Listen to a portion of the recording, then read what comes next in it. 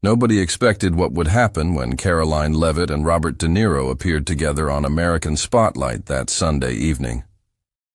The 26-year-old Trump spokesperson sat calmly at one end of the curved desk, hands folded, while the legendary actor settled into his chair at the opposite end. The tension in the studio was already thick, but no one anticipated the explosive confrontation about to unfold on live television. Host Maria Donovan had barely finished her introduction when De Niro leaned forward, his face tight with anger, and began a practiced monologue about threats to democracy. The cameras captured Leavitt's expression, not intimidated but watchful, like someone calculating their next move in a chess match. What happened next stunned the entire nation. When De Niro paused for breath, Leavitt reached into her portfolio and pulled out a single sheet of paper. "Before we continue," she said with surprising authority, "I think the American people deserve to know about this." She held up what appeared to be a printed email. De Niro's face transformed instantly, from righteous indignation to something much darker. He recognized that paper immediately, and the blood drained from his face so quickly that producers backstage started whispering into their headsets. "Where did you get that?" he demanded, his legendary voice shaking with emotion. But Leavitt wasn't intimidated by Hollywood royalty. She was about to expose something that would shatter De Niro's carefully crafted public image and leave millions of viewers speechless. If you want to see more videos of powerful figures being held accountable when they least expect it, make sure to like and subscribe right now. What happens next in this confrontation will leave you stunned, and it's something mainstream media tried desperately to bury. For decades, Robert De Niro had built his reputation not just as one of America's greatest actors, but as an outspoken political voice. At 80, his movie roles had become less frequent, but his political activism had intensified. His anti-Trump statements had grown increasingly heated over the years, evolving from criticism to personal attacks that made headlines. Media outlets eagerly amplified his every word, treating his political opinions with the same reverence as his Oscar-winning performances. What few questioned was whether the man who had portrayed gangsters and tough guys with such conviction was playing another role when he stepped into the political arena.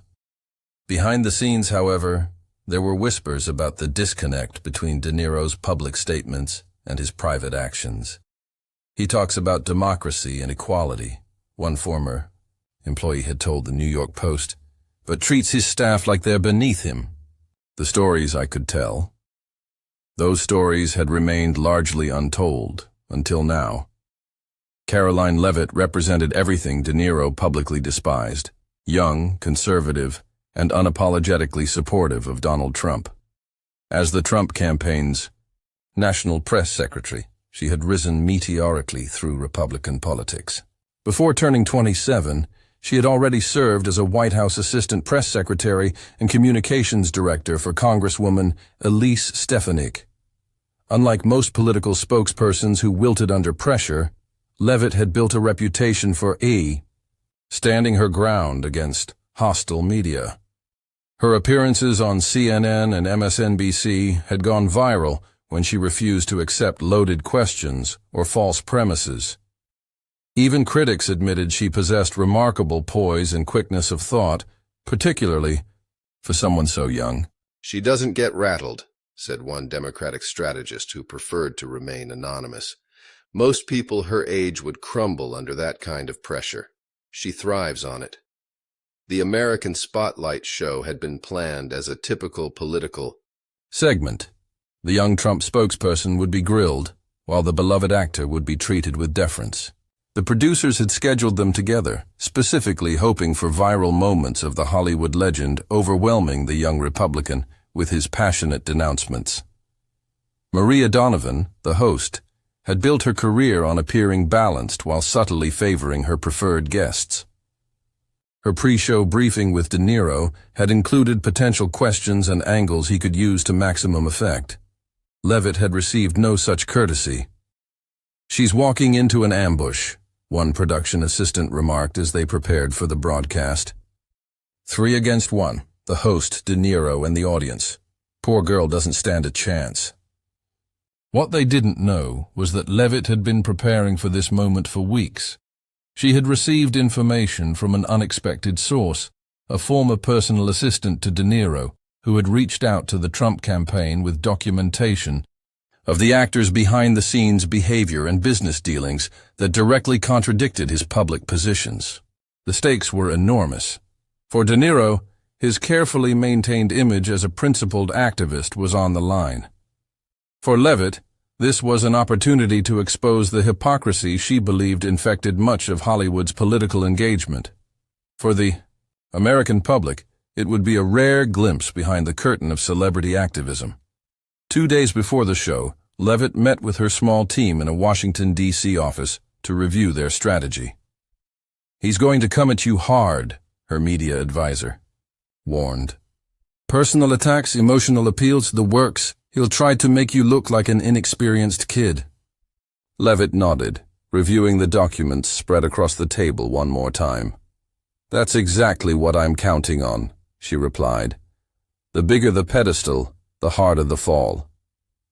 The morning of the broadcast, De Niro arrived at the studio in a EIA private SUV, flanked by an entourage of 5 people who cleared his path and managed his schedule.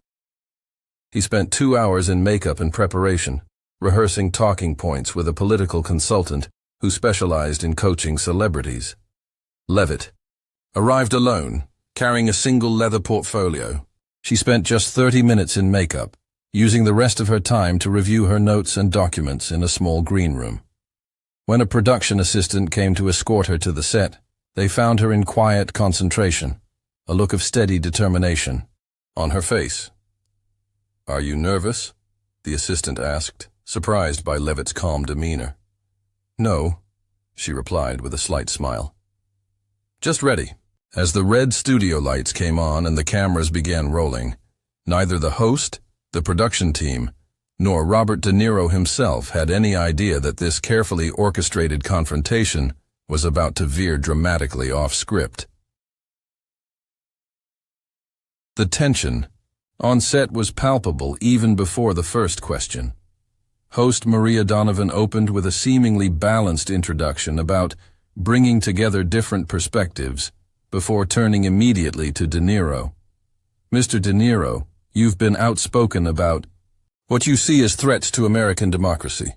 Can you elaborate on your concerns?" Donovan's tone was warm, respectful, the kind reserved for guests who were to be showcased rather than challenged. De Niro straightened in his chair, slipping easily into what seemed like a well-rehearsed speech. "Look, we're at a crossroads. In this country," he began, his voice carrying the same intensity that had made him a Hollywood legend.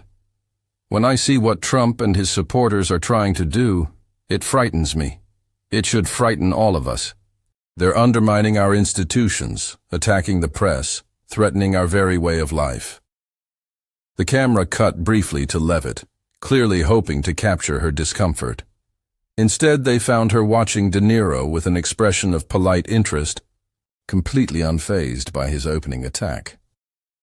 De Niro continued for nearly 3 minutes uninterrupted, his comments growing increasingly personal. "These people, these enablers," he said, gesturing toward Leavitt without looking at her. "They're either deluded or cynical. Either they don't understand what they're supporting, or they don't care as long as they get power." Donovan nodded, sympathetically before turning to Leavitt. "Those are strong words. How do you respond to concerns that your candidate poses a threat to democracy?"